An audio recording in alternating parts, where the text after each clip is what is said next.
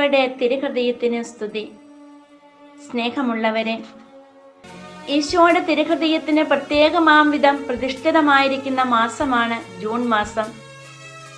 നന്മയുടെയും സ്നേഹത്തിൻ്റെയും കാരുണ്യത്തിൻ്റെതുമായ നിറകുടമാണ് ഈശോയുടെ തിരുഹൃദയം. ദൈവം സ്നേഹമാകുന്നു. സ്നേഹത്തിൽ വസിക്കുന്നവൻ ദൈവത്തിലും ദൈവം അവനിലും വസിക്കുന്നു. യോഹന്നാൻ ശ്ലീഹായുടെ 1-ാം ലേഖനം 4-ാം അധ്യായം 16-ാം തിരുവചനം.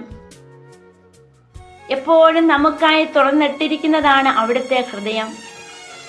നമ്മുടെ അനുദിന ജീവിത നൗക പ്രശ്നങ്ങളുടെയും പ്രതിസന്ധികളുടെയും കാറ്റിൽ ഒലിയുമ്പോഴും, വേദനകളും രോഗങ്ങളും കഷ്ടപ്പാടുകളും സാമ്പത്തിക ബുദ്ധിമുട്ടുകളും നമ്മെ അലട്ടുമ്പോഴും അവിടുത്തെ മുഖത്തോട്ട് ഒന്നും സ്നേഹത്തോടെ നോക്കിയാൽ അവിടുന്ന് നമ്മെ ഓരോരുത്തരെയും അവിടുത്തെ ഹൃദയത്തോട് ചേർത്ത് പിടിച്ച് നമ്മെ അനുഗ്രഹിക്കും.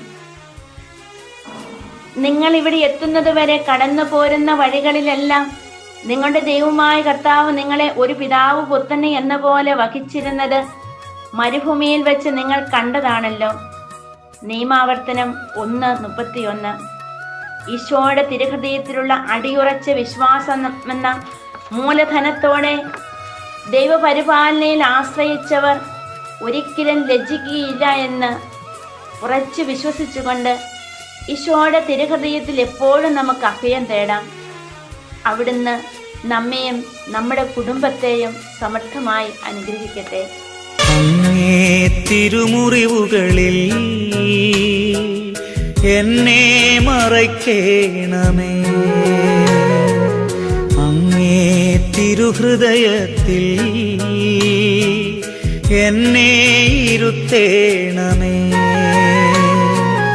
എല്ലാം എനിക്കെൻ്റെ ഈശോ, എൻ്റെ ജീവന്റെ ജീവനാമീശോ.